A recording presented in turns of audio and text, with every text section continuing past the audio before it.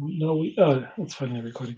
So, okay. Hi, welcome everyone, and welcome to the YouTube audience. Today is the 27th of May in 2021. For all the non-Prometheus team members who joined for the first time, feel free to speak up at any point in time. You're completely equal, so please speak up if anything is interesting or wrong or whatever.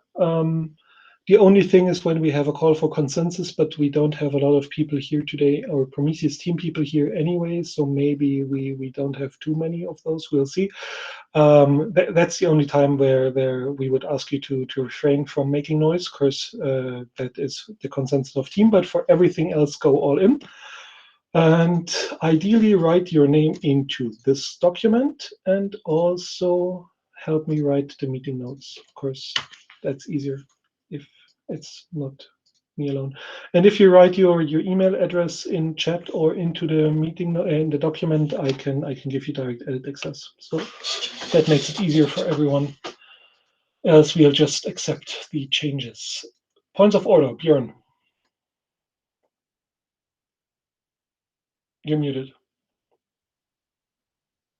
Okay, so Björn's point is fully correct that I failed. Oh, I'm now unmuted. I couldn't find the window. I could hear you all, but not find the button. Yeah, so I mean, Richie is probably fully on board with that. Yeah, so we use the time zone that moves around, and now we have to decide if we want to stick with the current timing or if we want to go back to the timing that is 1 hour later. I don't mind. I just don't want it to move around.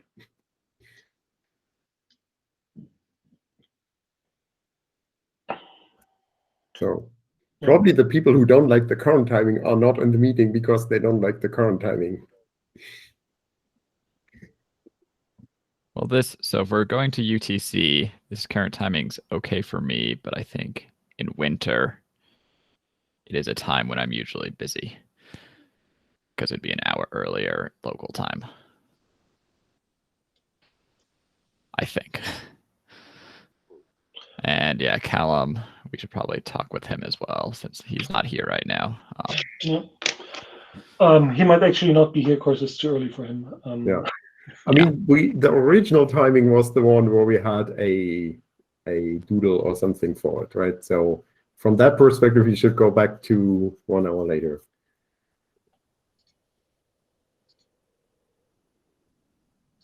So call for consensus.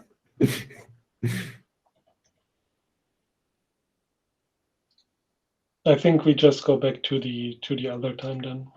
I mean, I would prefer the earlier time, but I fully understand why it's a lot worse for Chris and for Callum. So I'll move back and mark the screen.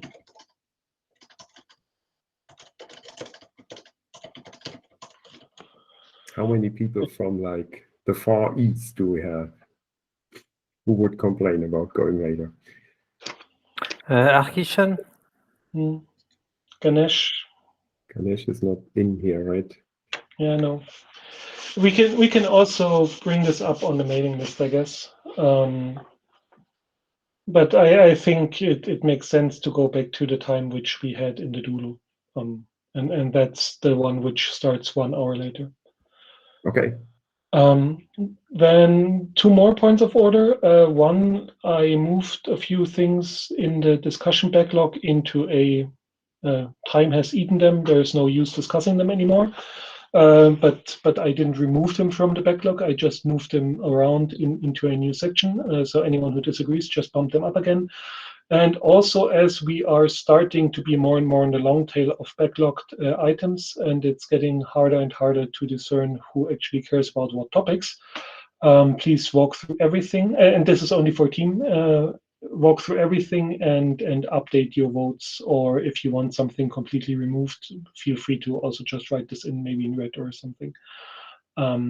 So we, yeah. So please, everyone on team, walk through the whole document once and yeah, just update what you have. And the last one, I think most everyone will know by now, but just so everyone is aware, we have had our channels on Freenode taken away by the new staff of Freenode, and we have moved everything to Liberia. So anyone who cares about IRC, we've been kicked out of our own thing on Freenode. Funnily enough, we have revamping the community channels on our backlog anyway, and that had enough votes to make it onto the agenda. So, first one is mine. Unless someone has anything to add to any of those points. Good. I'm now, since you marked green the items that had the most votes, right? I marked green what I put onto the agenda for today, and if we don't speak about it, then I will mark it non-green. Okay, because when I cleaned up the old voting doc, I just moved all the green stuff down, but now I wasn't sure if we actually discussed them all, but then we did, right? So all the stuff that was green, like last week, was something we actually discussed in the last meeting. Yes, okay. And what I marked was good. Yes, and like 2 hours ago, I marked everything green which I put onto the agenda for today. So, because else I get confused about what is in what state. Okay, all good then. And thanks for cleaning up. So, should we use a Google form for vulnerability handling instead of email and such in the future? Or should we wait for what SIG or tax security now comes up with for processes and such?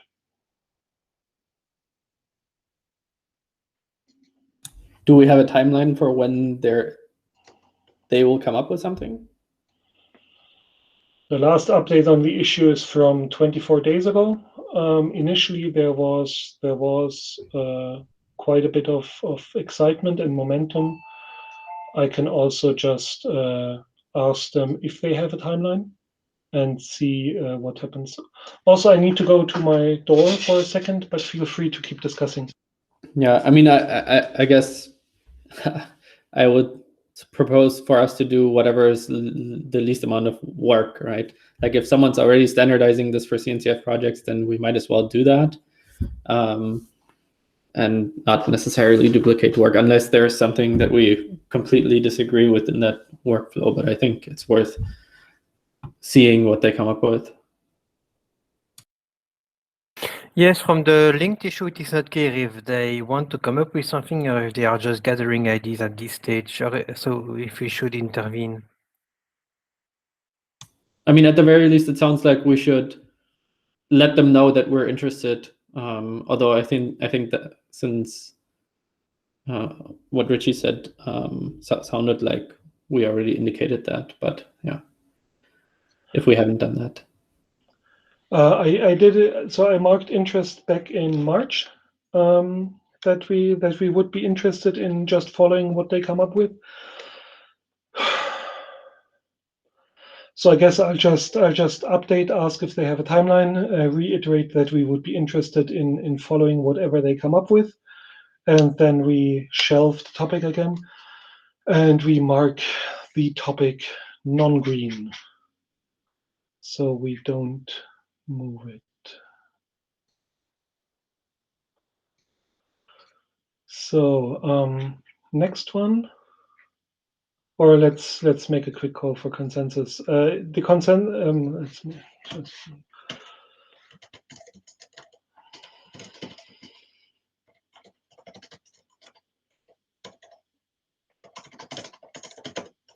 I would still note that we used the security feature of GitHub for the last security issue we had on Prometheus, and that worked pretty fine, and it was easy. We used the forks, and we could also get the CD, so that was really like a nice experience that we got from GitHub. So if they also have a form to like input security issues, that could be interesting as well. That is a good point. I don't think they have that, but Let me ask Cncf if they can establish contact to the right people to ask if that can be done on GitHub side, because that would make sense. Yeah. I mean, ever since they offer CVE, that's already quite nice. I've used Mitre in the past, but there it's even more integrated. Yeah, they use Mitre also.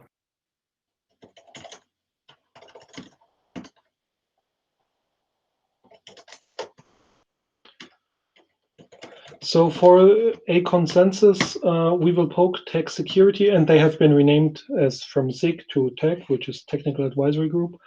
We will poke tech security and intend to follow what they suggest. All agreed? Anyone disagreeing? Good, good. Next one, myself, analytics use case. I just want to throw out a few sound bites, what analytics use case might mean. PromQL extensions for more in-depth analysis of things. Batch processing within Prometheus proper, or having PromTool or a second Prometheus instance running on the same data, but read only to basically have a lower priority data path without the overhead of putting stuff into Prometheus itself. So basically a batch mode Prometheus which only reads and never writes. And yeah, just I mean maybe if you have rewrite rules or something, maybe it writes sometimes, but like this kind of thing. Because I do think that there is stuff to be done on the analytics side. Thoughts?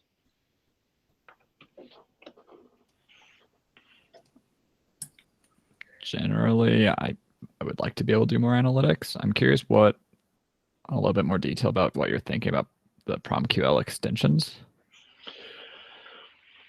So let's pretend we fast forward 10 years or a year or 5 or what have you.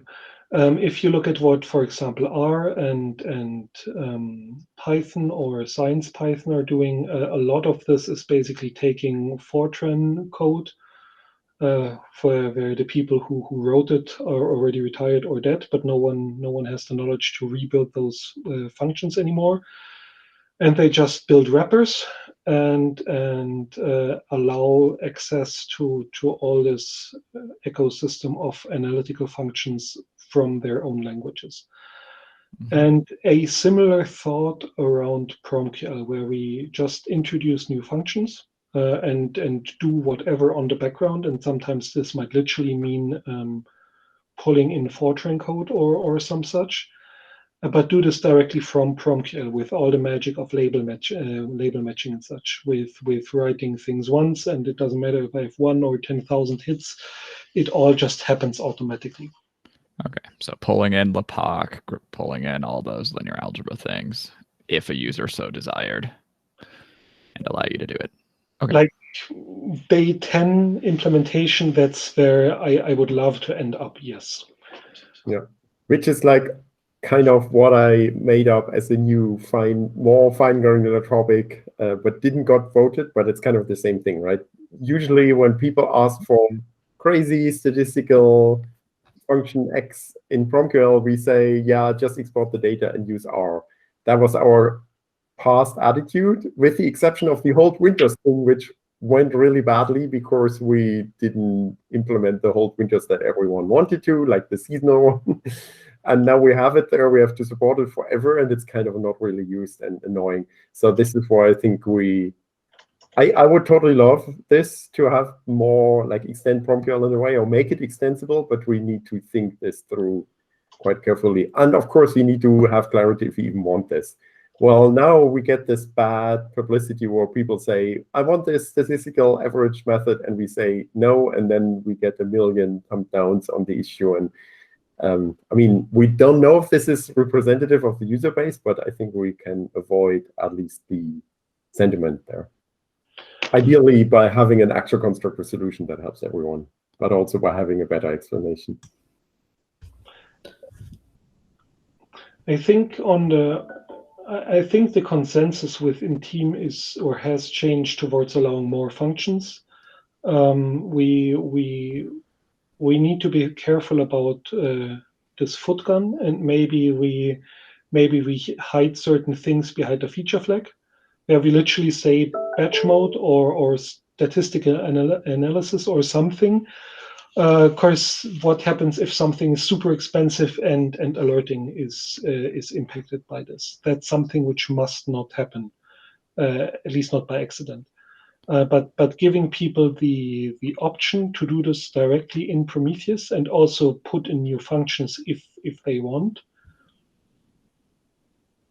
I mean, even just opening up that possibility, I would hope is something which would get people who are interested in this maybe also putting in some work and just suggest new stuff. So there are multiple aspects there. So first of all, we are aware that some users already do that. They add functions to PromQL. The code is like public, so they can do that. It was a big e-commerce company that actually like made the PR to expose all the necessary bits to add functions. So some people are doing that. The next thing is that what the user actually wants is something like maybe X-rate, which does not fit inside the current PromQL model. So we would still not address their needs by just adding new functions. So functions are not basically like the thing that will solve everything because of the PromQL model that when you select, you don't get the state markers, you don't. So there is a bunch of things that cannot be just solved by extra functions that you also need to take into consideration. In general, I am open to having more function inside Prometheus. That's not an issue given that it's not a big overhead to add extra functions. So that's not a real issue. The issue is really like, where do we want as a team to have Prometheus leading? Like, still this week, we got a request to add mad overtime, which was rejected last year. So should we add that function, for example? Where is the boundary? Should we have also, like, you need to know that when we add something in PromQL proper, then, you know, with the compliance that will be tested across many different vendors. So I feel like this should be multiple people that get to decide which function should go into PromQL proper, because this has an impact on the whole ecosystem. What do you think, Julius? Yeah, for sure. I mean, for some syntactical constructs, also tools like the new editor and Promlens and so on also need updating, of course. But that, I mean, that's fair. I think functions, at least in tooling, is easy to add and should hopefully also be easy to add for people re-implementing PromQL. Like, I think the hard thing to get right initially when re-implementing PromQL completely is the whole execution model bit and like all the selection and binary operators and so on. But the functions should be, you know, relatively arbitrary code that anyone can re-implement. So from that perspective, I'm not too worried, except for that, of course, it will take some time for everyone to get to the latest compatible state. But I think we're talking about several different things now, of course. So unpacking this, Julian just said PromQL proper, and I disagree that we would be extending PromQL proper day one.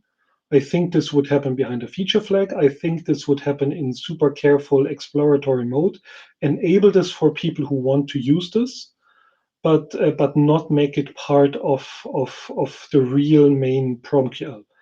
If you see it as experimental or an extension, I think it doesn't matter, but I think it does not make sense to make it part of PromQL proper or core or what have you.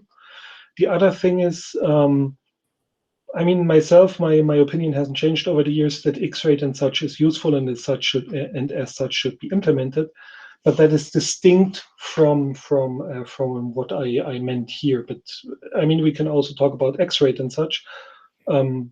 I don't think there's strong opposition to just doing it and done.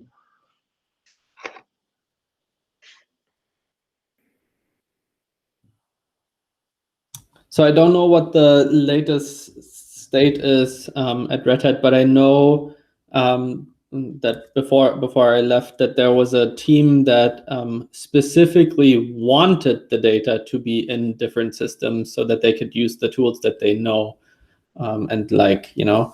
And so I think there's a different aspect to this as well, which I think, unfortunately, Bartek isn't here, but there were a couple of discussions in SIG observability about kind of batch processing and analytics use cases. So I wonder where that discussion led to. I didn't follow it, but I know that it did happen, and I feel like there's at least some touch points to this topic in there as well. But this, what you just said, is importing Tsdb data into other languages, correct? I think that was one of the aspects that were being discussed there. The larger use case was about analytics in general, and this was one of the solutions. I think most concretely it was discussed to basically have something where Java could read blocks directly, and then just use whatever tools there are for analytics to process these blocks directly from disk. So that was the most concrete I've heard of being discussed.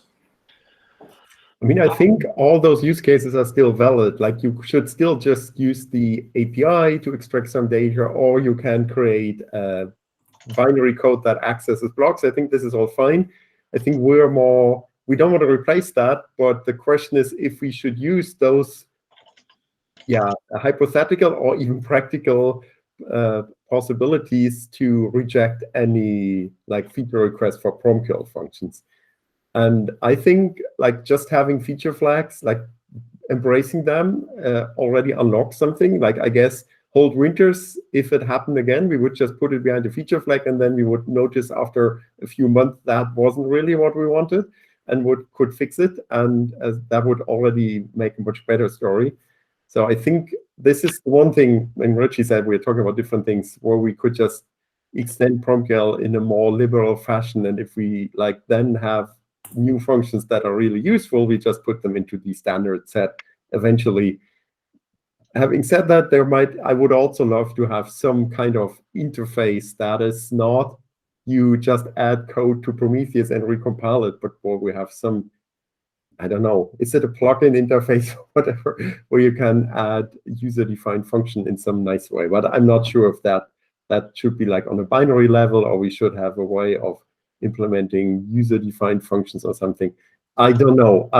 When I put my separate topic on the into the voting document, I was thinking we should at least find out if we would be open to an option like that if someone came up with a good plan, or if we just don't want this, right? I mean, user-defined function is something that smells like a built-in templating, which I think it is not. We deliberately did not build in templating into PromQL, but I think user-defined function is a bit different, and we might want this, but perhaps we don't. This is why I think we should discuss it.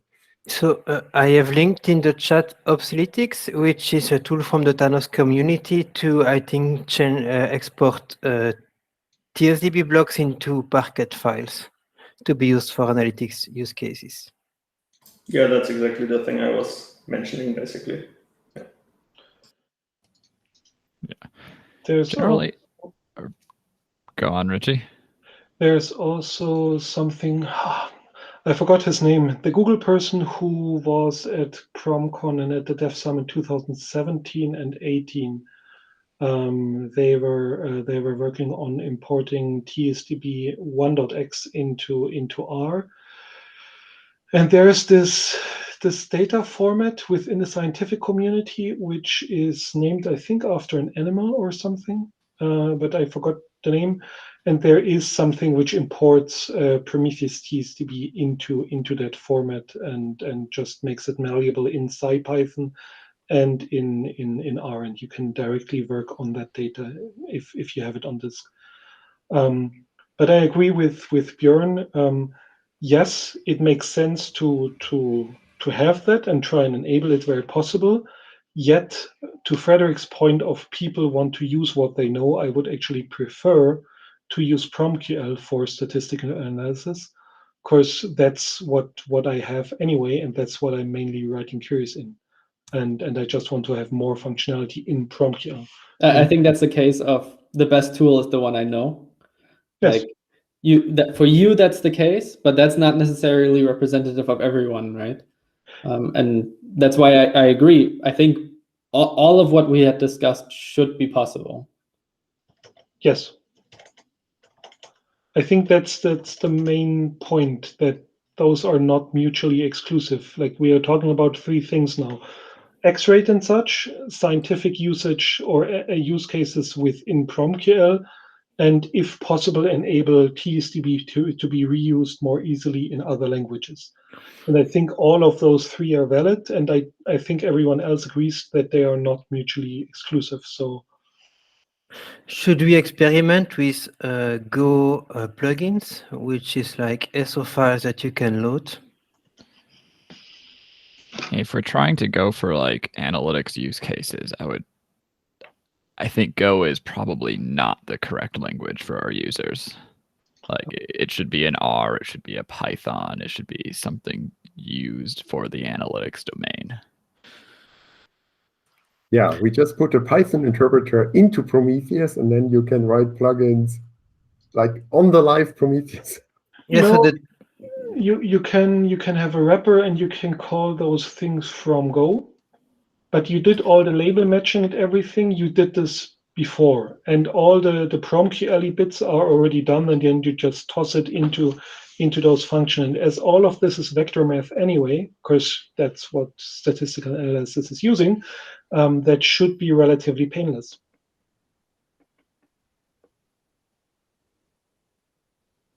yes, Like, but how do you integrate that in Prometheus at the end of the day? That's what I'm proposing, the Go plugin solution, because then it just says SO file and can even be written in C, I think, so you can wrap any language. The downside is that it's not supported on Windows, so we would have feature and parity there. I think as an experimental thing, it's fine to have more restrictions on the usage of your thing. You will also have a more painful build process if all of a sudden you want to include Python and R and Fortran in your build chain. Like, that's also more painful and puts more restrictions on you if you enable that thing. I mean, I think we need to experiment with that, and I think any of these options could be viable or they could not be viable. But I think the important message is if we find this idea interesting and would invite people to experiment with that, because that's different from, I think, the current notion is essentially no, right? We don't want this. We want PromQL to be this fairly restricted thing, and if you want something more advanced, you just export the data. I think this is how we communicated it so far. And if we want to stop that communication and just say, sure, if somebody comes up with a great embedded Lua, whatever, I'm just going crazy here, we would at least consider it and see if it makes sense. That I think would be an interesting message to send.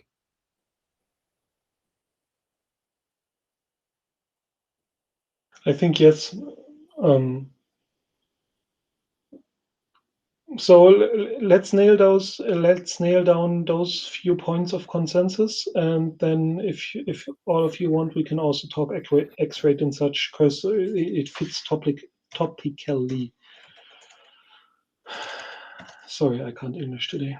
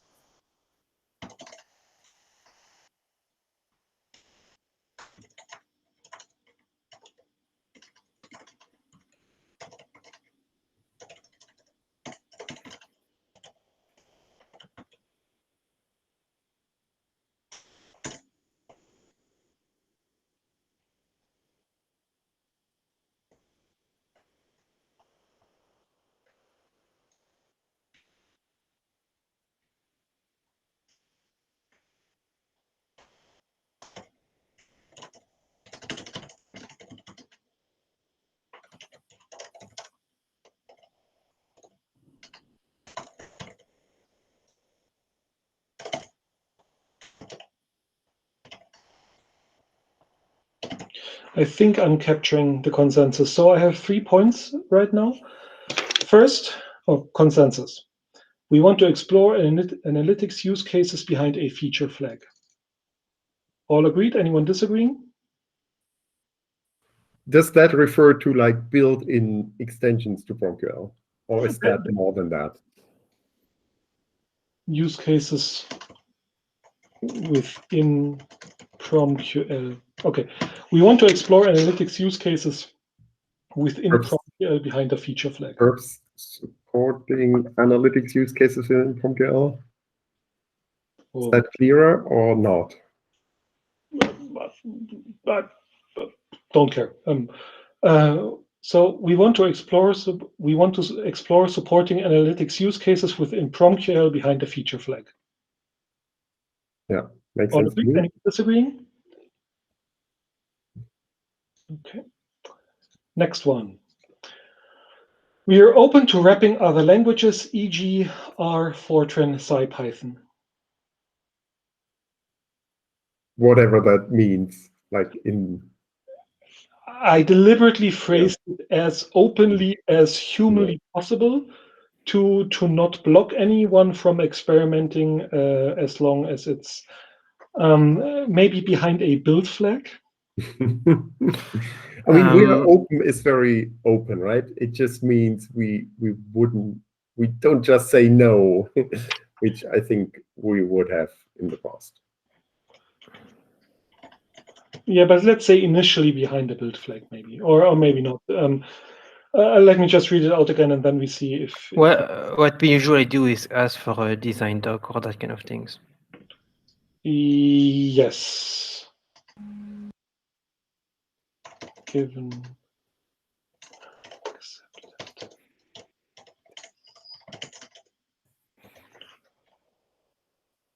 Okay, yeah, good point. We are open to wrapping other languages, e.g. R, Fortran, SciPython, given an accepted design doc. Everyone agreed? Anyone disagreeing? Mm-hmm.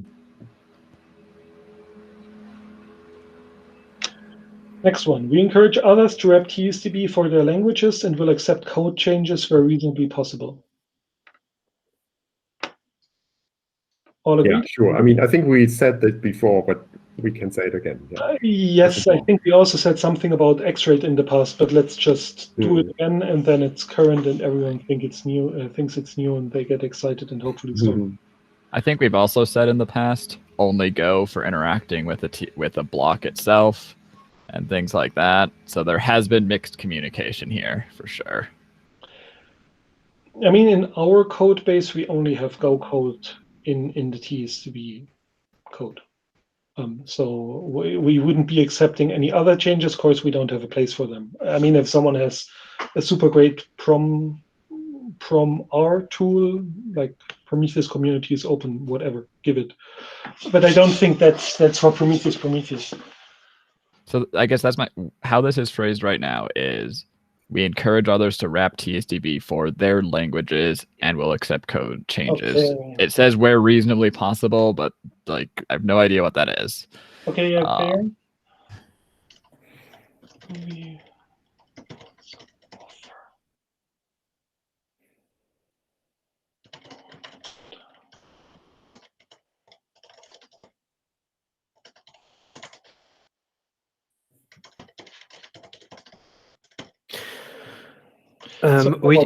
We do not have Tsdb. We don't have Tsdb maintainers in this call to vote on that point.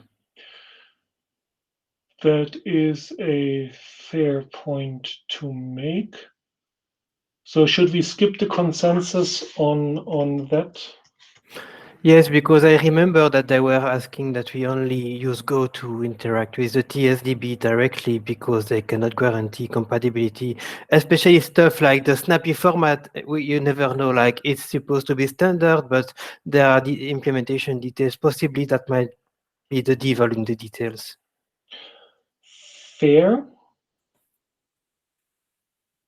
So I would just not do the call for consensus without Tsdb maintainers. Yes, that's something I agree with. With your other point, I think as long as it's in Go, we have the promises, and if it's other languages, but okay. Yeah. Should we offer that we host other languages for interacting with Tsdb, or should I just kill everything and we move on? I'm hesitant. Like I don't. If someone came along today and wrote something for parsing a Tsdb block and wanted to put it in client Python or something like that, I'm not sure I'd want to do that without further thought, for sure. Yeah, I'm not comfortable to commit to this right now. I feel similar, because essentially that would make the on-disk format an API. Yeah. And I think in the past we've said that we want to try and stay away from that, especially because like we have an entire working group thinking about changes to this format, right? Good, I deleted it. Should we talk about X-Rate? We have already talked about it, and the conclusion was that we were waiting for someone to have the time to do a full design document and analyze the different options. Good. Yeah, which, I mean, we have a bunch of topics now that are super interesting that all have the conclusion, we'll write a design doc. So we have a long backlog. Which at least opens up avenues and hopefully also means more maintainers in the medium term. And for anyone who's on that call and not a Prometheus maintainer, feel free to take any of those topics if they're interesting to you and start engaging with them. But I actually think we should create empty design documents. I did that, and then people started complaining about having empty design docs, so I stopped it. But we can actually walk through this, and like that's what I initially did when we opened a lot of topics. I literally just made an empty thing and wrote in be bold, write in what you want, and then people started complaining that we have something which is called a design doc and it's empty. Yeah. I would we should have a prefer list. We should have a list of design docs to do with perps links, so we collect the links to perps and empty document or whatever. Like I think we have a bunch of them, and it's even for me it's hard to know which we have, which already have an empty doc, which not. So at least now we are normalizing putting the design documents in the design documents folder, which is already a good step. Yeah. But I think Bjorn's point is valid, that we have an overview of maybe status of design doc, where we just say this is empty and we would love someone to work on this and please step up and just start doing stuff. I think that makes sense. So let's slip in that discussion point, because we have discussed it anyway. Design docs.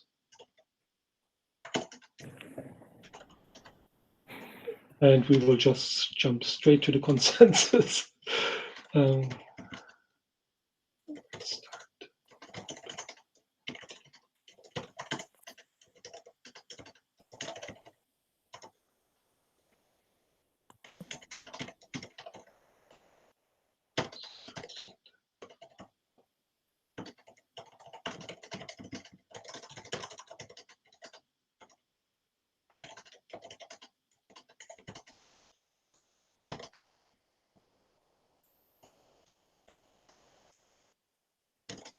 What's a good location for that list?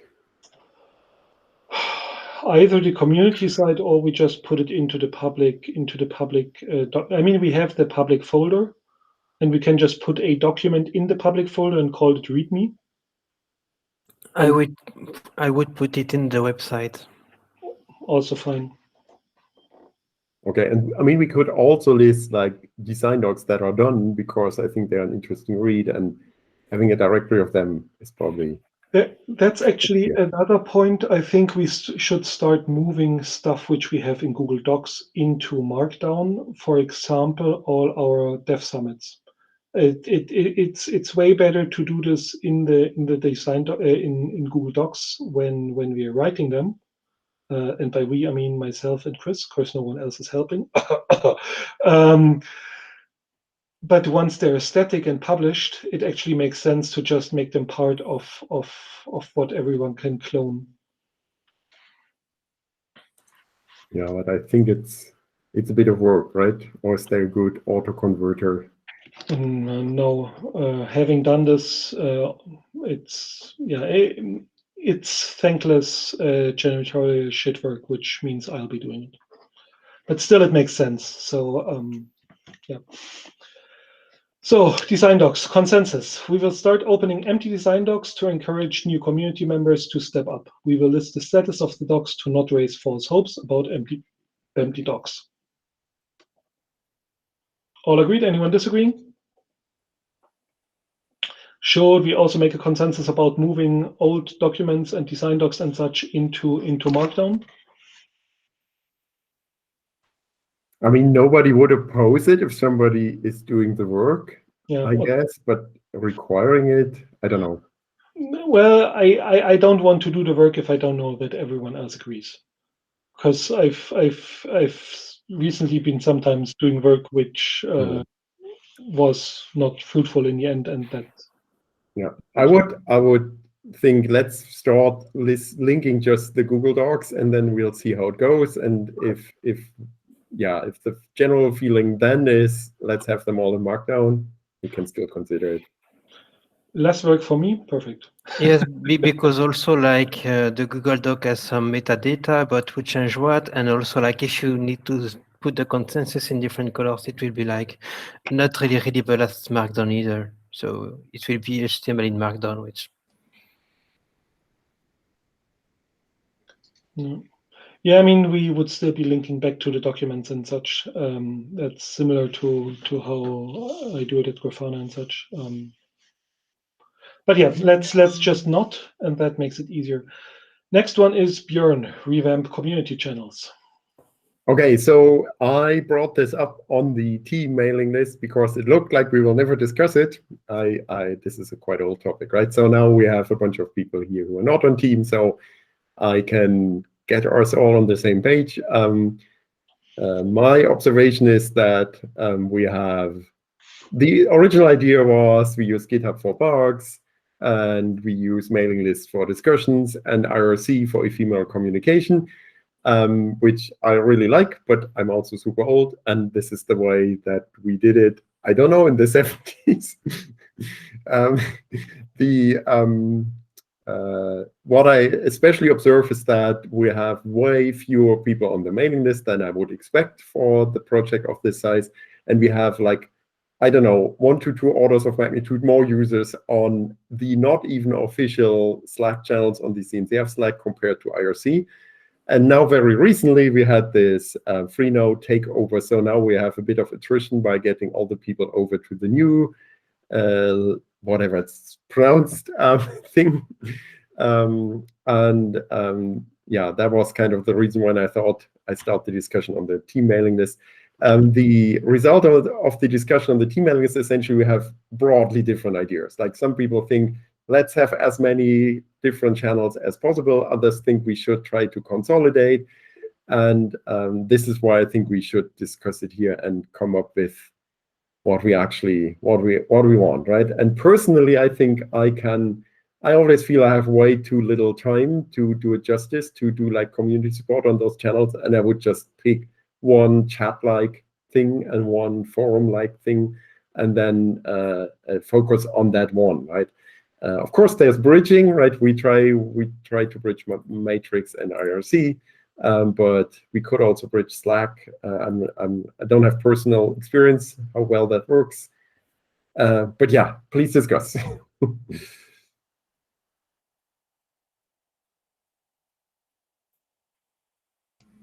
I mean, I wrote in chat, I wasn't aware of the Prometheus dev channel up until yesterday, so I was kind of surprised to see that, and already quite a bunch of people in there. And then like a week ago, I randomly stumbled upon the fact that Prometheus, like hashtag Prometheus or whatever you call it on Slack, is like excluding general and random, the most popular Slack channel on the CNCF. So I was like, yeah, most popular by the number of people in there. So I'm just taking aside all the good and bad about Slack and everything. I think it just speaks for the amount of people being in there, for a lively community being active on that side of things. Yeah. it has a lot of people because of the way Slack works, but it doesn't have a lot of traffic. Right. There's way more traffic on the Matrix IRC bridge than the CNCF Slack. But is that because like most power users or whatever you want to call them of Prometheus are on that Matrix IRC bridge and aren't as active on CNCF? Could be. And I'm not even trying to make a case for one or the other. I'm just kind of like stating the facts that like I saw it recently being number one. Yeah. Yep. No, there's a few of us on there, and there's a lot more newbie questions and no answers. I mean, if we could send the message, if you want to meet the team members, just go to this Matrix IRC thing, and you have to not be like lazy and just use the Slack you were using at work anyway. I would be fine with that. But then we also have like people on team who think, okay, I just like Slack more, so I be there and I'm not on IRC. And so if like that more sounds like we just embrace the diversity and accept the fragmentation. But personally, I mean, everyone knows how I hate Slack, especially because they like embraced all those open source projects with a very open approach initially and then closed everything down. And it's like, yeah, I really don't want to use it. But if I know I can answer a question and 6,000 newbies are listening, it's just it feels so way more effective than if I have like 100 or 500 people at most listening. That's where my problem starts. So I think first that it is important to keep like an IRC channel because that's where you still find a lot of people, and it's also an open standard, just like Matrix. Regarding Slack, I know that we have Thanos and Cortex in Slack, which is also important to us as a project. So I also know that the Prometheus developer on Thanos and Cortex are de facto also on Slack. And I think that we can embrace that split. So that's why I listed now, Slack is now listed at least on the website. I was expecting Bartek, but he's on holiday now, to jump up and say, hey, I want to like drive the Slack channels or support them a bit like more officially, so we can remove the community maintained on the website. Because I think that with a team of 17, and we expect that the team will grow in the coming months, we can definitely handle like those two. Especially since like, yeah, you have a lot of people that we just default to Slack.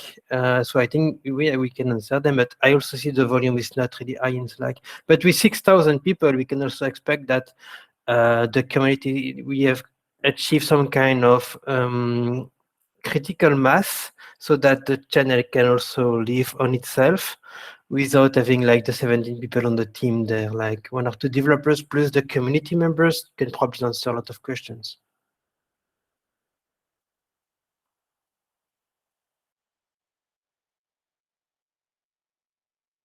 I also see a comment from Ian that Slack can be bridged to Matrix. Yes, but we know that Slack could be bridged to IRC also, and then they dumped that. So how much time will they keep the bridge to Matrix? That's another question. Yeah, I don't know if you can have the 3-way bridge thing, IRC, Matrix, and Slack, maybe, but no idea. Sounds like a fantastic mess to make. So like the comment I quickly want to make is that like I'm seeing lots of activity on the Thanos and on Cortex channels, as we said, way less on Prometheus, and I think that's also due to this not being an official channel, and I often refrain from being more active there just because I know it's not an official channel, and then like I sometimes help people, but I kind of like don't put any effort into it because I'd rather tell people or maybe jump over to Matrix and talk to the people there because it's the official channel. So maybe having a different stance and making it, I don't know, like semi-official or whatever you wanna call it, would make a difference in the way that I think like also Bartek is probably going to be more active on there, knowing he loves Slack. And like I personally would be a lot more active there as well. So It is now semi-official because we list it on the website. Right. But if there's not some of us commenting in it, it's still semi-official, only means so much. My general feeling on this is I want it easy for users. And IRC, like, yes, for people who've been in there for a while, it's pretty easy. It's not a tool that's just in everyone's daily workflow right now, as far as I can tell. Some people yes, some people no. Slack, it seems like, is in a lot of people's daily workflow at this point, is an argument that I've seen for Slack. I'm not sure on exactly where I want to land either, because there are parts that are good for, like, I do like all of Bjorn's arguments about IRC and the dislike of Slack and open source. Yeah, I mean, the ideal world would be that CNCF would use a more open approach to chat and would have like a big matrix thing like Mozilla, but like, what are the hopes that we can convince CNCF to do that? And in that moment, I would totally say, yes, we should totally have our official channel there together with all the other CNCF projects. And at the moment, I'm kind of torn. I think, I mean, if we kind of have this rough consensus that we want to embrace this fragmentation in a way, just listing all of it, fine. I just don't know where I would focus, right? I mean, if I would then like focus on user support on Slack because they're just more audience, I don't know. This is where I'm, yeah. I think we already have a certain consensus, and wild guess, if we declare Matrix the main thing and bridge to both IRC and Slack and tell everyone we encourage you to use Matrix, but you're also free to use Slack or IRC if you prefer, and done.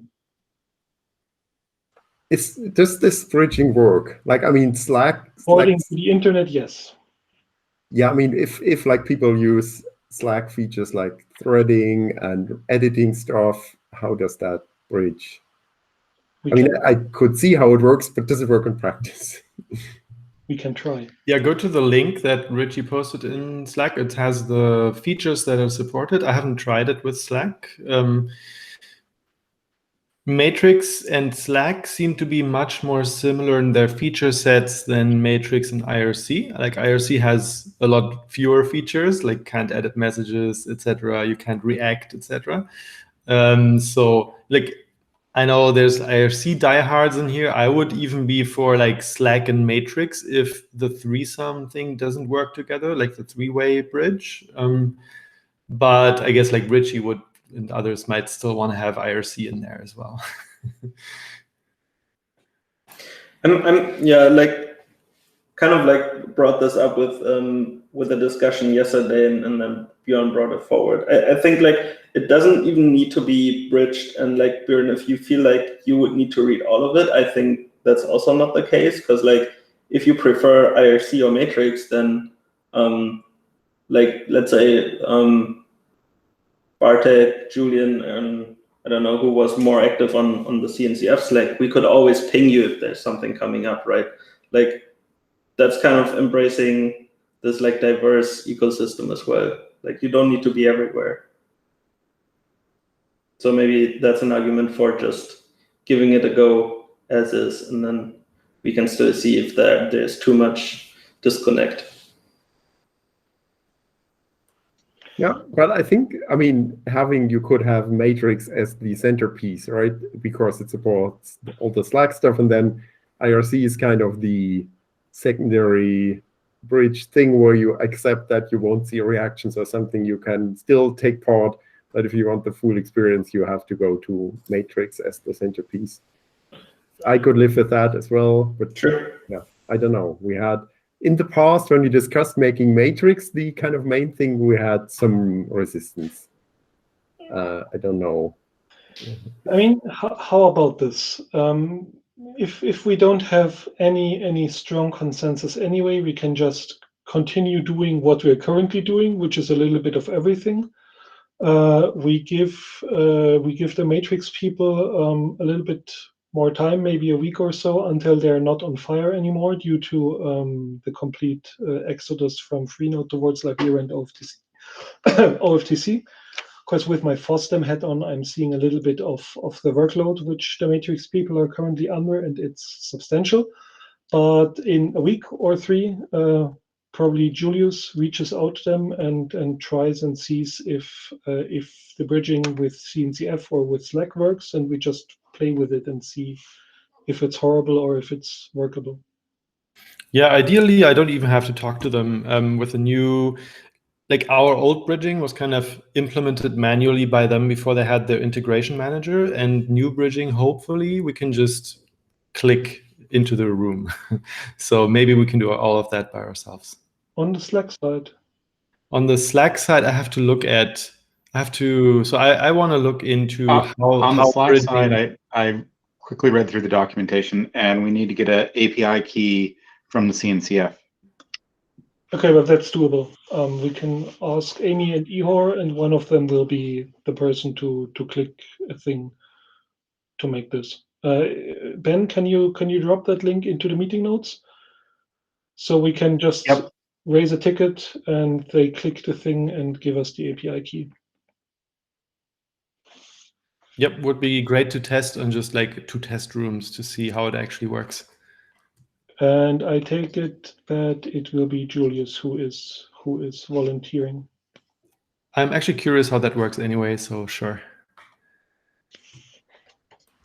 Okay, cool. So we'll try to bridge Matrix both ways and see how this works. If we can't bridge it both ways, like with IRC as well, then do we prefer Slack or IRC? I think this right. We don't have enough data, and we okay. we can discuss that then.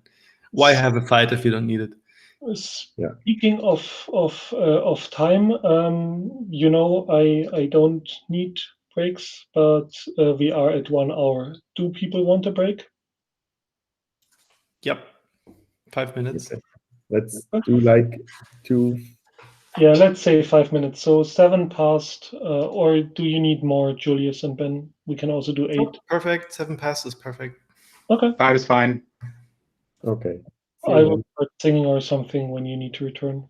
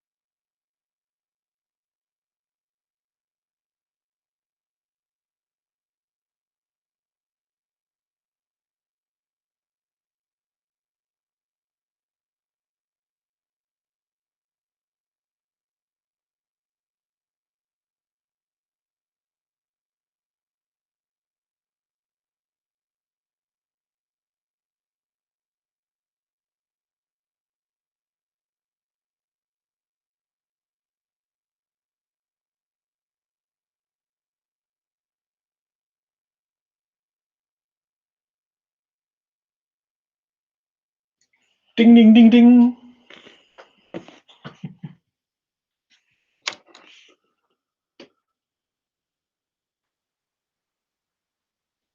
So let's continue. I still see a few cameras off which were on earlier, but let's continue. And Chris dropped, but he said he would need to drop. So, and Harishan also dropped. Okay. Chris and Harishan. Can we still talk about the forum-like medium? Like, should we mailing list versus discourse versus GitHub discussions versus anything else we might come up with? Sure. I mean, Ben, that's discourse is mainly your thing. Yeah, it's been working somewhat well, I think. People ask questions. There's some answering. In theory, it also does email. I don't know if, but I don't think we have any of the email stuff configured for people to receive it as a delivery method, like the mailing list as a replacement for Google Groups. Yes, it works. Oh, it works right now? Yes. Cool. I guess people could subscribe to that instead of Google Groups if we wanted to. Yeah, I mean, the problem I see with Google Groups is, for one, we get a lot of complaints that people cannot use Google services, which for me is always a bit like, yeah, if you have another service, it might get blocked anyway in some country, but perhaps it's a concern. And then I think it's like not fine granular enough in a way. Like the user mailing list has a lot of traffic, despite perhaps not being the most popular medium. And then I see like there is a whole like club discussing SNMP stuff, which could be totally in a separate mailing list and make it way more readable for both parties, those interested and not interested in SNMP. And all of this sounds like it should be a forum-like thing that you could also subscribe to, like a mailing list, which if that works with this, I will say Discord, but it's discourse, different things, right? I think I think it's very attractive, but so far I've just ignored discourse because I was focused on the mailing list. And the final thing is what always annoys me if users get upset, even if some are really just trolls, but in general, it gives a lot of negative sentiment if people really want to discuss something on the GitHub issue, and I'll just turn them down, or some of us turn them down, others support them. And yeah, that's the whole point for GitHub discussions, where it would be like close to GitHub, and it would be easy to move an issue into a discussion. The thing I'm afraid of is like what I see like in the Grafana repo, for example, that has thousands of issues that are essentially discussion threads, right? And it's very hard to maintain if you have all of this mixed up with actual bugs and feature requests. Yeah, so again, I think it would be great if we had a one canonical solution we could all rally behind, whatever that may be. Yeah, my biggest concern with GitHub discussions was that they're tied to the repo and not the project. And so even though you can move an issue from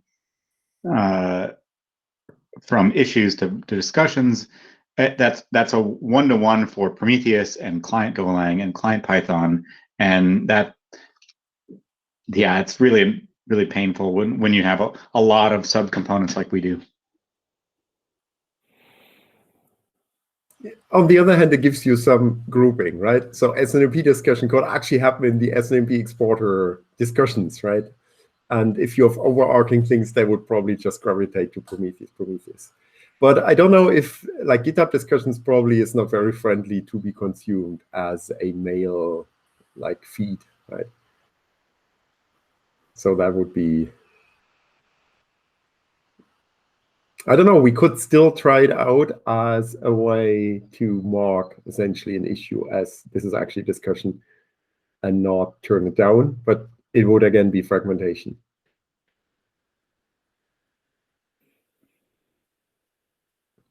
I also would like to point people to something they actually play with, essentially. If I tell them, please ask on the mailing list, and the user says, what is a mailing list?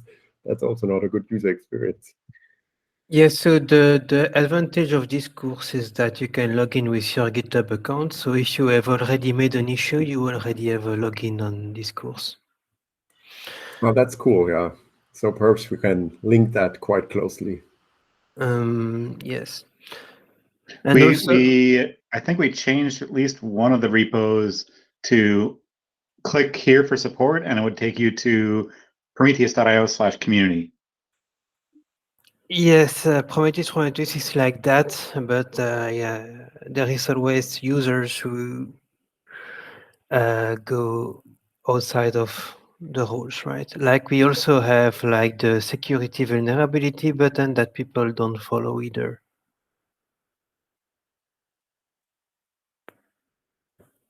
Can we bridge it to Matrix?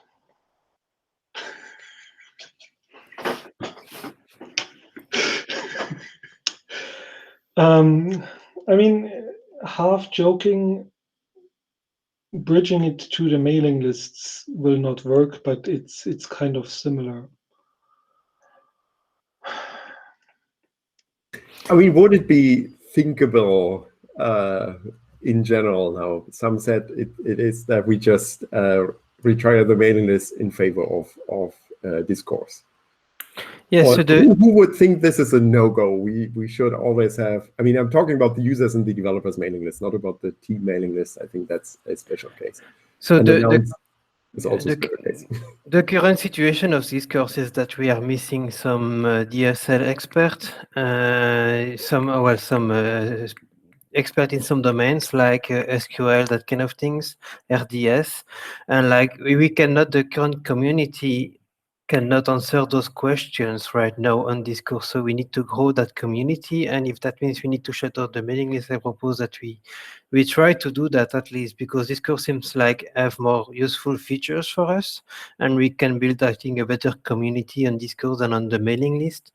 And like, but currently, like, there are more than 100 users on Discord, and we are only 4 or 5 to actually answer the questions. So it's a lot of work already now, the discourse, and I would like more people there to not only ask questions, because that is growing well, but also be able to answer some very specific questions that we don't know the answer.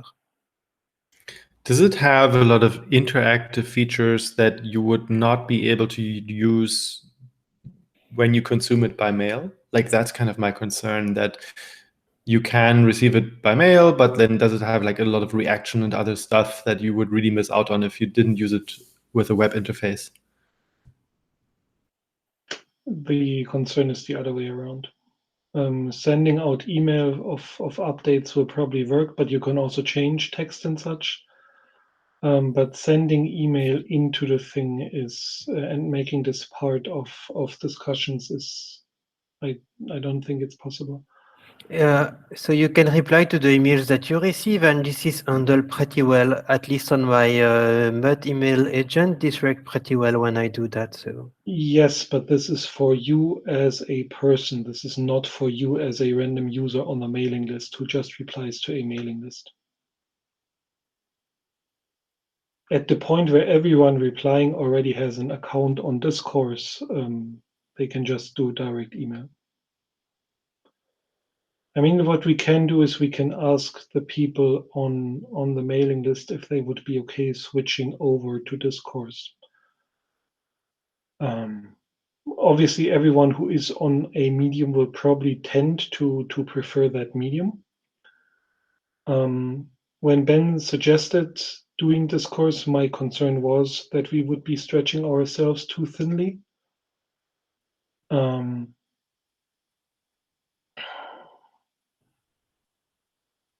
On the other hand, we cannot prevent people from using things.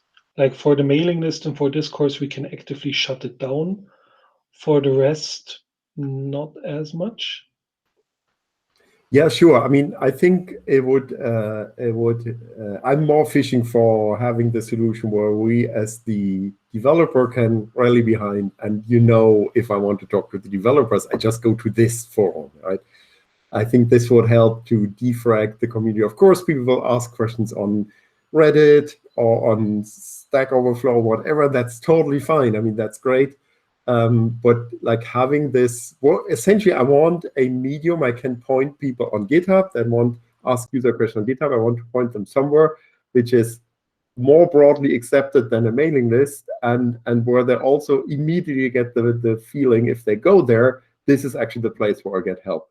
Well, like on the user mailing list, I don't know, I feel sometimes it's not critical mass. I mean, there are a few people who are awesome on the mailing list, but sometimes it feels like, yeah, it's way fewer people than on the Slack channel, right? So you don't get this critical mass where people just crowdsource stuff. Discuss.prometheus.io.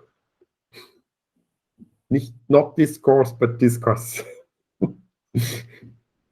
Aha, I tried prometheus.discourse.com.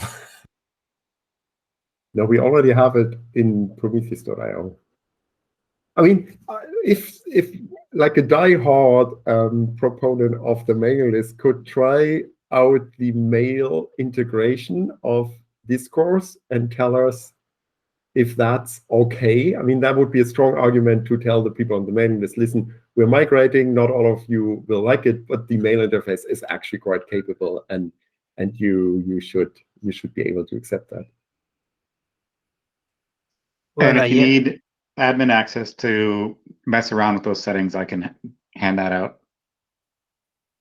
Yes, so we started the discourse experiment with a few people from the community, and I have also taken some input from other people which are more experienced on discourse to set a lot of settings to be like more community friendly.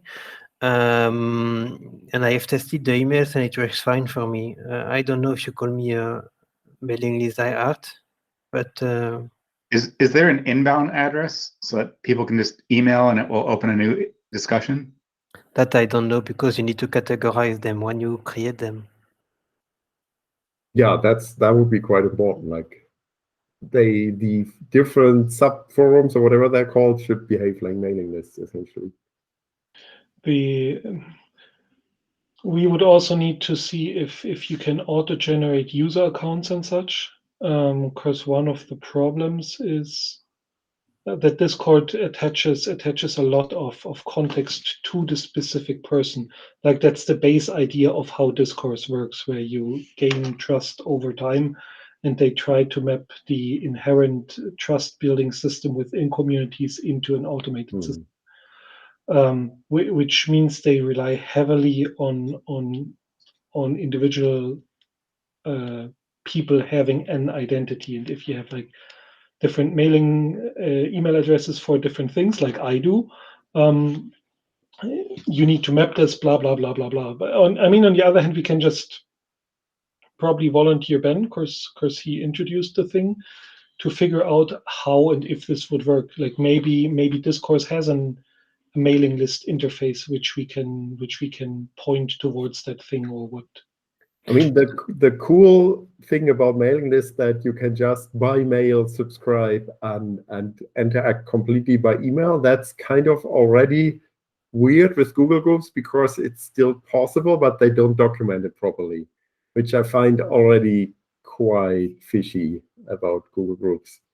It's like these are kind of secret tips on the web to find out how you do all of this just by mail. And I think they deliberately don't want people to interact with Google Groups solely by email. They want people to make a Google account, of course. So I also want to note that we disabled a lot of the gamification, and that happens usually in discourse, like the badges, that kind of things has been disabled. Unrelated but out of interest, is anyone in this call who ever interacted, other than for maintenance and such, with the Google Groups not through just email? I mean, I have all those accounts forever, so I just I mean, sometimes I go to the web interface. But if you're a new user, right? If you have never used a mailing list, and you might not like a Google account, and you found. The question was anyone in this call, because I think no one of us ever. It's more interest than super important. Okay. Whether we used it, not through email. Yes, So I link to stuff on a regular basis. Can you ask the question again? My initial question was if anyone here uses anything other than email to communicate on the mailing lists or the Google groups. Yes. So I use the web interface sometimes for search or to dig out a link to a discussion. So I can kind of give a web link to people to look at it. I do sometimes use it as well, especially with those where I don't necessarily subscribe directly to, but where I just kind of pull model, go and check the mailing list every once in a while. So I do sometimes do that. It depends on the mailing list. Okay, but so my point was that I wanted to bring up, if a user who has never interacted with Google Groups files a user question on GitHub and we tell them, go to the mailing list, and now what do they do? And essentially, if you are not super tech savvy, you will come to the conclusion you have to create a Google account first. And I think this is not a very welcoming flow, right? I mean, many people have a Google account, but some people deliberately don't. And you cannot just, like, for example, you cannot use your GitHub account to communicate with the mailing list. That would be, I think, an advantage in the, if that's possible with Discourse.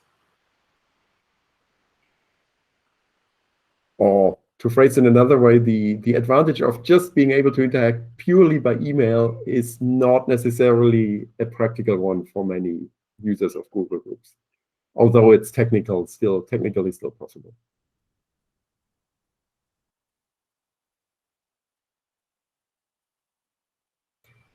Okay, who would be, like, assuming we see a viable workflow of using Discourse via just mail, would someone in this room still strictly oppose deprecating the mailing list in lieu of Discourse?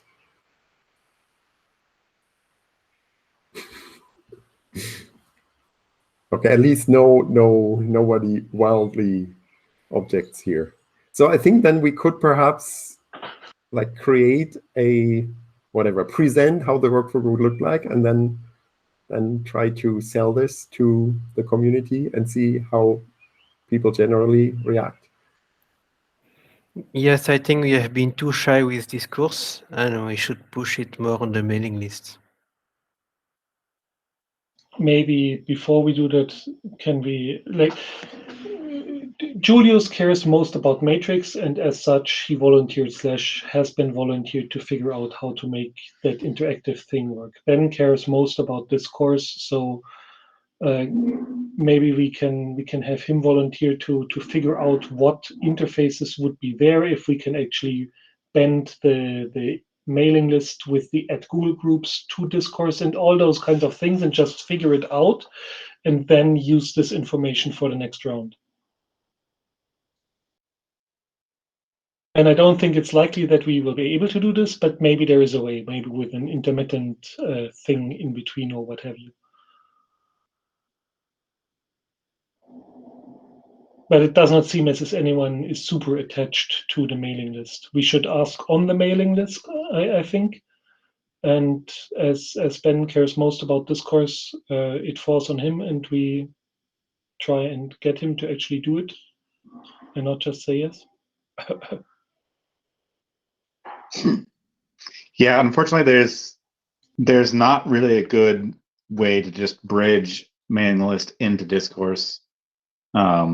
It's just not a thing. It's a completely separate system, and it subscribes differently. You have there is an inbound thing, but it seems more like a support queue where you can send email in and it will create a new topic, but that doesn't actually subscribe to the user to output. One extra element is that when we created the Discourse team asked us if we wanted to migrate the data in the Google Group inside Discourse. So apparently they have a way to import Google Group into Discourse if we want to keep the history in Discourse. Yeah, that would be cool. But the mailing list is like just a mess, right? It's not categorized by topic, which I think for me is a major selling point of mean, alternatively, you could just create a dozen mailing lists, right? But I don't think that will fly with our millennial user population. But we have Discourse likes both Prometheus and Grafana, and there are a few bits and pieces where Grafana could also benefit from this. So approaching them with, hey, we have this question. Can you help us migrate and enable this use case for the long term? Should actually be an incentive for them, similar to how Matrix did a lot of stuff for Freenode, for FOSDEM. Of course, they like it, and there were many connections in between. So, Julian, Ben, do you want to just talk to the Discourse people and see what they can maybe offer in the future? Yeah, that sounds like a good idea. Okay.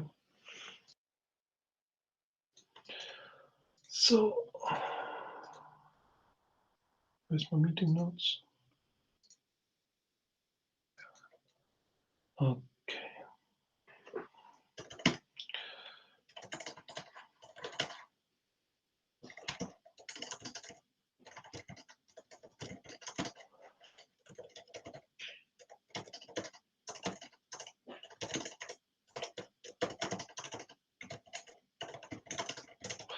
Okay, so consensus, Ben and Julian to ask to talk to Discourse if they can bridge the mailing lists or our mailing lists, and we go from there.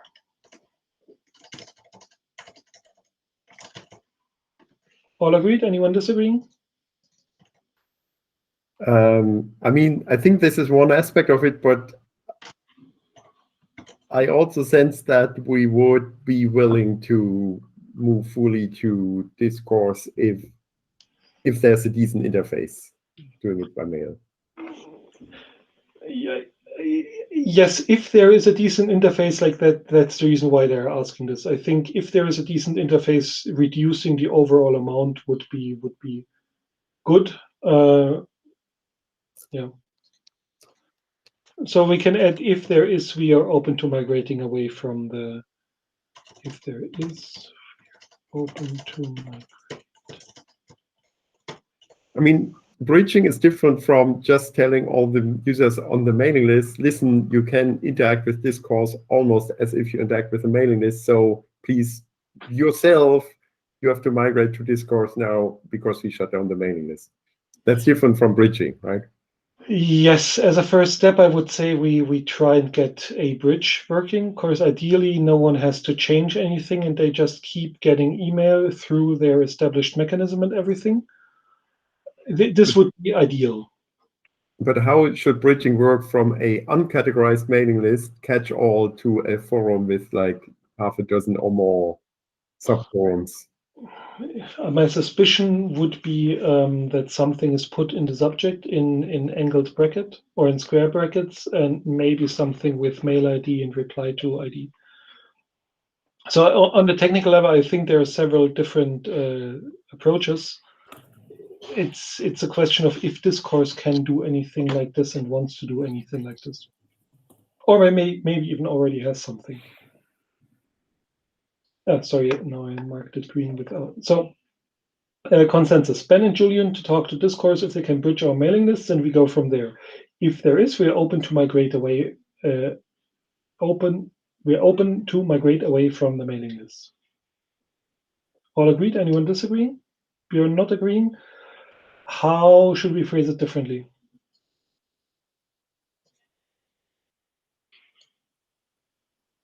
You are muted. Yeah. Bjorn, you're muted. I'm so sorry. Now I'm unmuted. I think I wouldn't link it to bridging. I mean, if bridging works, fine. But if it doesn't work, that doesn't kill that we perhaps want the migration if we have a. I think we need a viable migration strategy. I would phrase it that way. Yeah, fairly vague. I also think that we should actually ask Discourse because like they are used to that kind of migration. A lot of projects are moving away from Google Groups to Discourse. So they maybe have user stories. Yeah, let's ask them. I rephrased. Let's try this once more, and then. Yeah, that sounds much better now. Yeah. Consensus. We are open to moving away from the mailing lists, but need a viable migration strategy. Ben and Julian to talk to Discourse if they can bridge our mailing lists, and we go from there. All agreed? Anyone disagreeing? Perfect. And we also need to add the other consensus I just realized where Julius talks to, or where Julius figures out Slack bridging. Julius to explore matrix.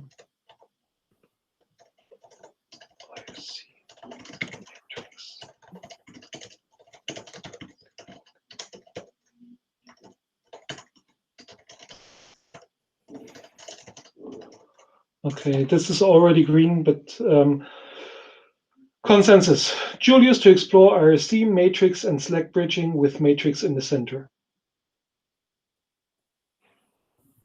Good.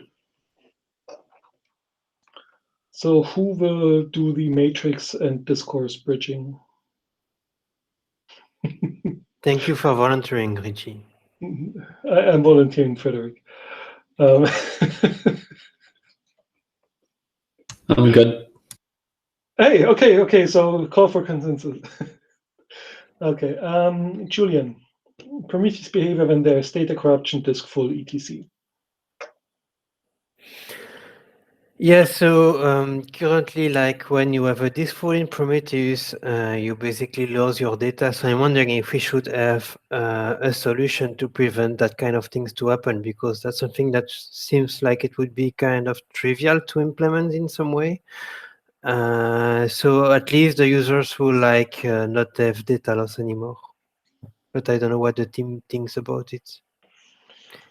I mean, so we had discussions about this way back, and there's certain problems. I don't know if that has become better, where you cannot be certain if you have a local disk or what your local disk look like. If you actually can get a thing like what is my free disk space, and these kinds of things would need to be there to reliably promise users that we have self-care and self-fixing. We cannot fix a full disk. As such, we need to drop old data, because else the disk will still be full. But even then, we cannot make promises, because if var log is being filled at insane speeds, the disk is still full. So this is the short summary of what we discussed 3 years ago, I think.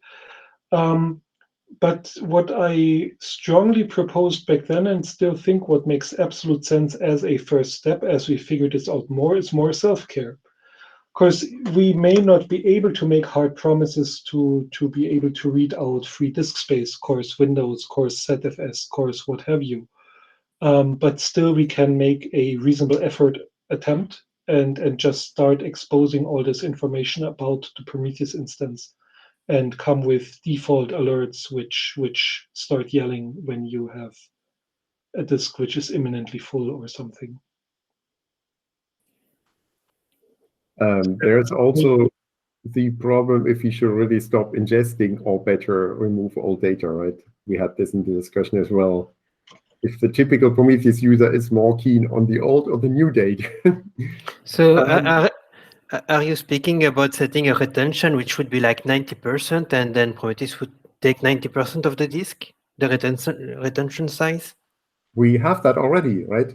No, it is a fixed number now. So as a user, you cannot like say 90%, and when you don't have enough data, you just grow up your disk. Perhaps this would be a good starting point. But then again, what Richie said, right? What is disk fullness?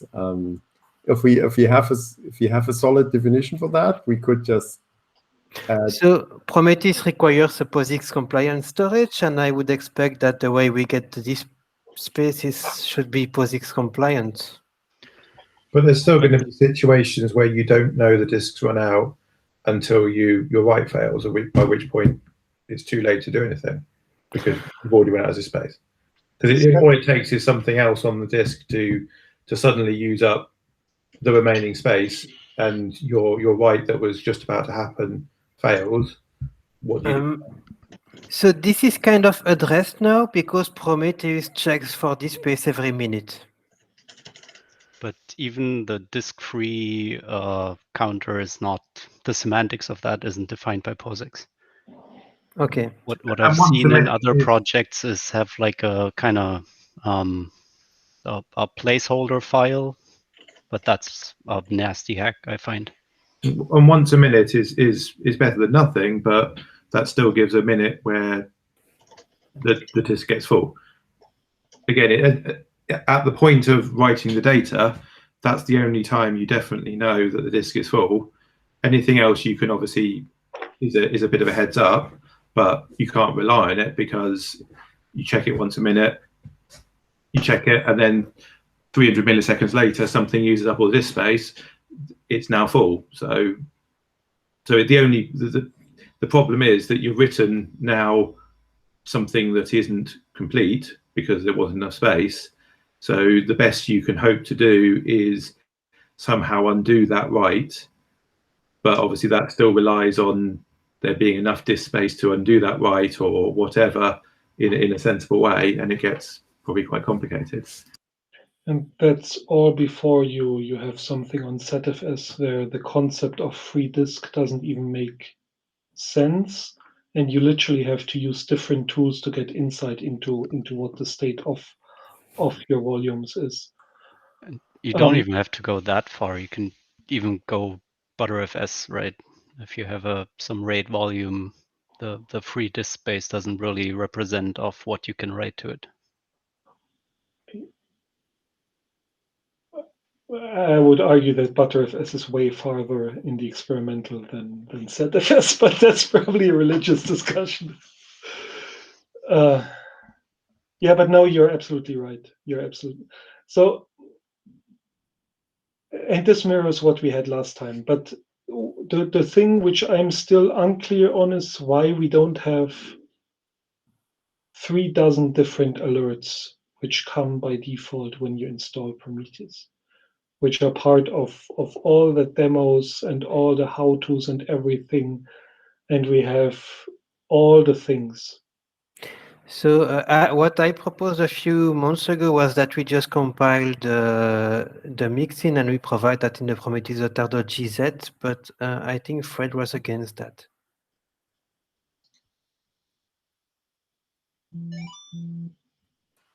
Fred isn't listening.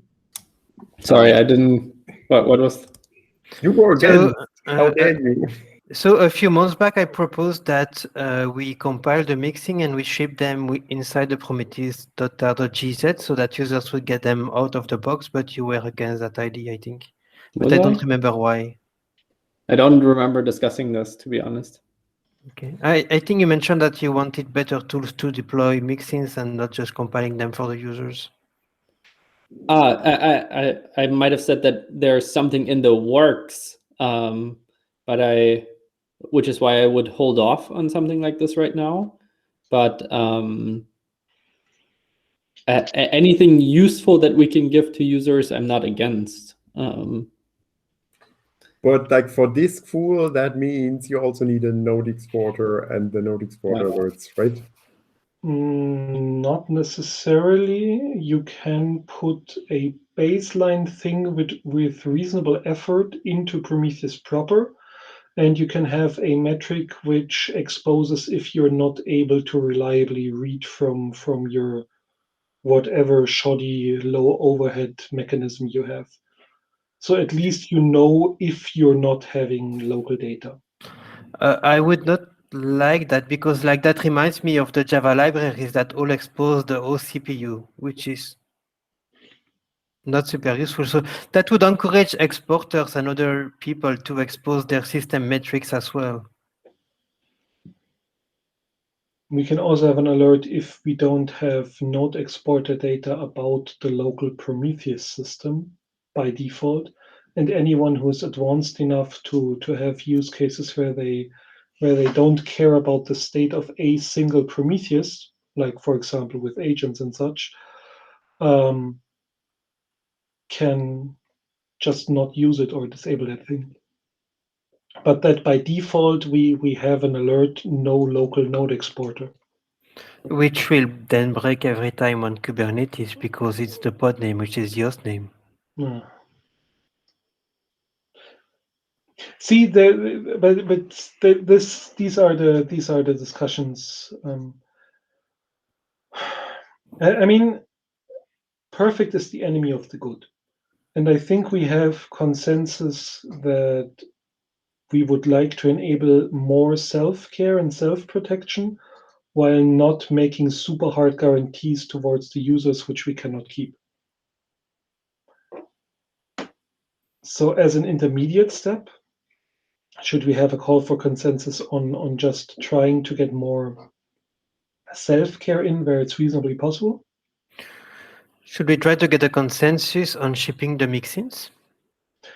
A compiled version of the mixins?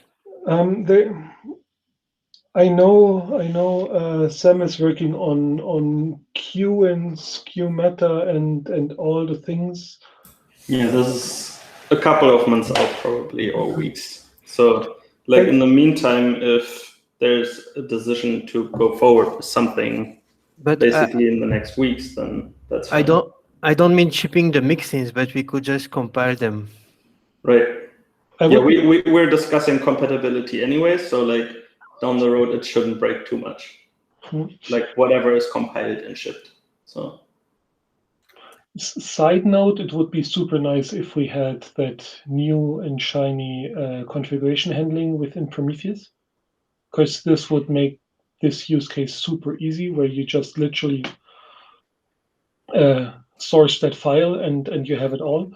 But I think I agree with pretty much everyone. We can pre-compile the mixin and at least have the alerts as part of the default settings and as part of the recommended settings. And then we wait and see what happens and when with mixins. And once that has stabilized, we can ship them with Prometheus. Yeah, I think that makes sense for now, because we haven't like finalized anything. It's all up for discussion, and I'm pretty sure that by the time we get to something, it will be probably September at least. So should we agree on trying to do that on Prometheus as an experiment, and then maybe ship compiled version of the mixing for the other exporters later on, if that works? Yes, I think so. Of course, that like the Prometheus self-care is the most important thing. Also, side note for Frederick and Matthias, Q, I think 0.4 came out yesterday, 2 days ago. So I expect more things going back and forth on the mixin front. So that might shift stuff back. Yeah, I'm weekly talking to Sam and Michael about all of this. So okay, cool. So would we then ship Prometheus with some set of rules that kind of, if there is a node exporter on the standard pod, it will just scrape it and activate all the alerts for it, and if not, it just doesn't? No, we are just thinking about the existing rules that are in the Prometheus setup, which already covers when we cannot ingest data, I guess. So the goal is to compile the existing mixin and provide it directly. If you untar the Prometheus release, you launch Prometheus, you have the alerts running. Yes. But just the alerts in the Prometheus mixin. Yes. So that wouldn't help us with disk is running full. Because that was where this all started. Yes, but it seems that this is not a problem that we can solve that easily. So I propose an alternate solution for more self-care, which would be to ship the mixins. Well, actually, we can. No, we can't. No. I mean, I like this that if you just get the vanilla tarball or whatever we use, and you unpack it, and you can just start Prometheus and get like a nice set of stuff, right? That's the cool stuff. Yes. And if this would be something that detects if there's a node exporter already running, and if yes, scrape it and do stuff, I would be for it. Or we do something that if we install Node Exporter, the mix-in is somewhere in the standard location where Prometheus could try to find a rule. I don't know if there's... Yeah, so that basically ties into what Frederick mentioned and what we've been like also discussing with the newer state of the mix-ins, where all of this would kind of like discover and like configure based on kind of metadata in your system, right? Like basically like, oh, there's a node exporter built in for metric or whatever, and then based on that you configure alerts for node exporter. So I think it probably goes too far for what we're discussing. I think for Prometheus itself, it makes sense to just compile a standard set of alerts coming from the node from the Prometheus mixin, and then discuss for the node exporter. It won't be perfect, obviously, but I think it will be good enough for most people, and certainly we've seen exactly that throughout the last 4 years with Prometheus, where people love the experience of getting everything up and running on Kubernetes with these alerts and rules all set up out of the box. So I think that's one of the major drivers for those projects. I mean, once we can do config from directories, we can, I mean, Debian could probably nicely have this. Whatever exporter you install, you automatically get the mix in your Prometheus, stuff like that. But right? we already have that for the... Debian could already do that with the file SD, and the rules already support globbing. So for the Debian use but case, not for like targets, right? I want that if I install Node Exporter, that automatically the scrape config for the Node Exporter shows up on my Prometheus. why not if they just use one file SD? Ah, yeah, they could. Yeah, that's true. Yeah. Yeah, true. And we can just make this part of the default configuration. And like, for example, if you deploy to Kubernetes, okay, then you need to remove this alert and this from your default configuration. But you're doing that anyway, right? If you're deploying to Yes. Kubernetes, you are not. Yes, if you keep the same configuration as we do, you only script the local Prometheus. So I guess that most of the people just already override the configuration. What we need to do is to evolve to name it like mixin.yaml or something like that, so that it does not override the rules.yaml that people might have now. Agreed. But yeah, so I think we let me rewrite that one thing we want.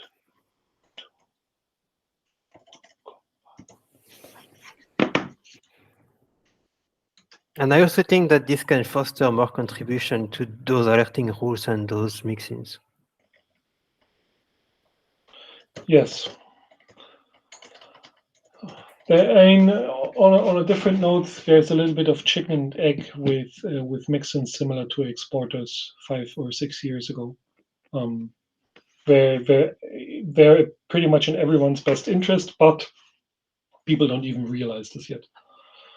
So consensus, we want more self-care alerting. All agreed? Anyone disagreeing? Good. Next one. We want to compile the Prometheus mixin and ship those alerts as a default configuration. Or ship the results, the resulting configuration. Okay, let's, yeah, thank you, Julius. We want to compile the Prometheus mixin and ship the resulting configuration by default. All agreed? Anyone disagreeing? Very good. A local node exporter should be scraped and alerted upon by default. All agreed? Anyone disagreeing? I wasn't exactly sure if we really discussed that and came to a conclusion, although I'm not able to vote, I guess. But I think we did when Julian suggested that this can just be done through file SD, and anyone who deploys with toolchain change the defaults anyway. I mean, that was how distributors could integrate. Yes. Yeah. Right? Not necessarily how we could do it. Exactly. Yeah, I don't think we should start to do like auto discovery. I think service discovery should cover all the needs and be better. Yeah, I think so as well. I think it's a good idea to precompile the rules, and we already have a default config in the tarball as well, I think. And so like having some rules with that do something with that default config makes sense. But I think further than that, it's probably Because overdoing it. otherwise we will end up doing an nmap of the full network and having an nmap service discovery to do like that kind of things. No. So, okay, my understanding of what was said was in the default config, we just literally have localhost port, I forget which, and if it exists, it's just scraped. But if it does not, you have up equals 0 and you trigger other alerts. That's exactly why I brought it up, yeah. Yes, but we can change those alerts to not trigger in this case if the target is not up. I would not do this at this stage. I would let's first ship the mixin and see later on if you want to do. I feel similar. Okay, just that disables the initial use case which Julian was talking about. But I'm totally fine with it. I just want everyone to be aware. Yeah. Right. I mean, like as a second next step, I would rather suggest to precompile the node exporter mixin as part of node exporter, so people can just grab that, and then they can basically take that and put it into their rules file folder. So that should be enough of a quick start for most people, but it doesn't assume anything about your topology locally. We can go, okay, but if we're this far, we can go even one step further, that we intend to package precompiled mixins with all exporters until such a time that mixins have been stabilized enough to have a tool chain which does this for you more or less automatically. Yeah, exactly. I think that's pretty much why I brought the node exporter thing up earlier, because that's what I figured from what we've discussed so far. Once this shipping Prometheus's mixin as part of the Prometheus distribution kind of like turned out to be good, then we can kind of push forward for all the exporters to make it more widely accessible in that sense.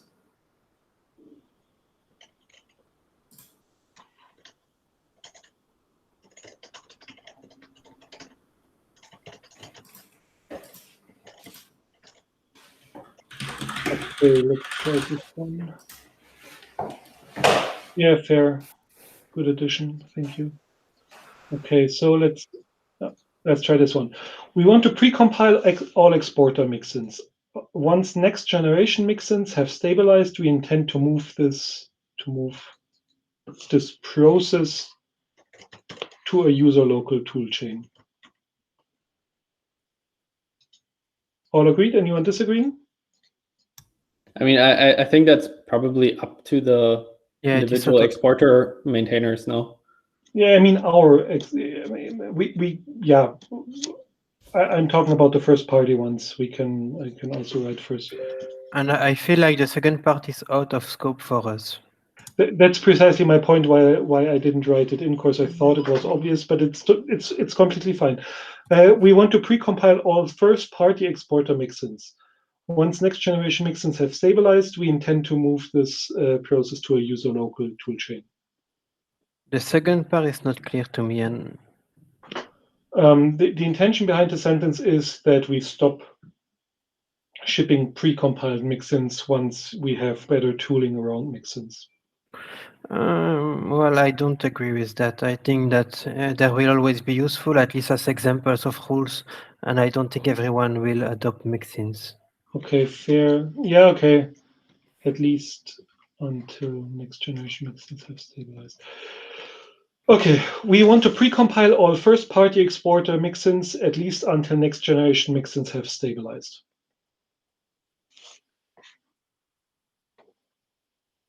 All agreed? Anyone disagreeing? Very good. And as a last one, should we add one that we encourage other exporter maintainers to do the same? Currently, I would just have a consensus to make this, to add this to the experimental list that we have, the stability guarantees. Sorry, I what? don't. I don't get it.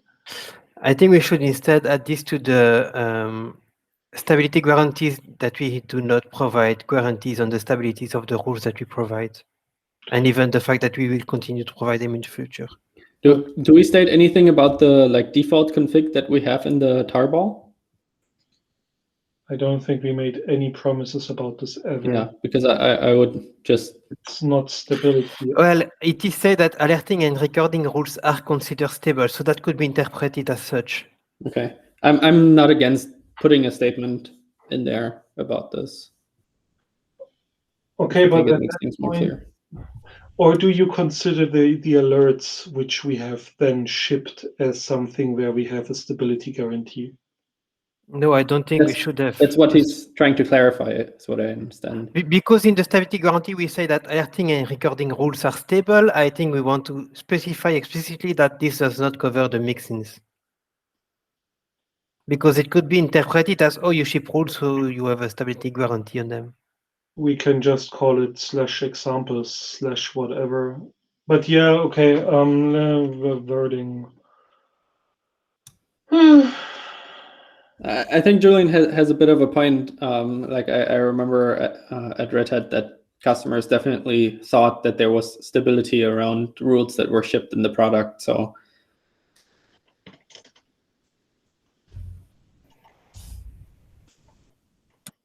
okay. So let's I'll read the whole thing again. We want to precompile all first-party exporter mixins, at least until next-generation mixins have stabilized. We will not make stability guarantees around precompiled mixins. Yes. Good. Sounds good. Because the next-generation mixins came up, did most of you see the mails around the next-gen mixins Sam Boyer from Grafana, Michael Hausenblas from AWS, and I put out, or should I forward that to the developers mailing list again? Yeah, please forward it because I have not seen it. Yeah. Okay, that sounds good. I think I know the document, but yeah, just forward. So we only have like 13 seconds left, but I just have a last point that I plan to ask on the mailing list if we should really have developer summit in August and July. I think we could skip those two. But I will follow that up on the mailing list. Why should we skip them? Because everyone is on vacation? I expect that there will be a lot of people on vacation at these times, yes. I definitely will be, so I can already say that. I won't, but yeah, I mean we can put up a doodle or something. Yeah. I mean, let's ask. Okay, asking is probably not the worst of ideas. We can ask team members to RSVP on the calendar event, and if we see like significant portions won't be there, we can call it, and if they are there, we can have it, right? Yeah, I mean, personally speaking, I enjoy these so much that even in holidays I attend. But best part of my holidays were the developer summit. Not best, but I like the dev summits. Okay. Okay, we're at time, so let's stop the recording. And or is there anything else which people want to discuss? Recording is not stopped, or should we just close the meeting? No, but maybe that if we stop the recording, we can talk to Simon within the team. At least, I think Bjorn and me have some questions for Simon, if you still have some time. Okay, so I'll stop the recording now.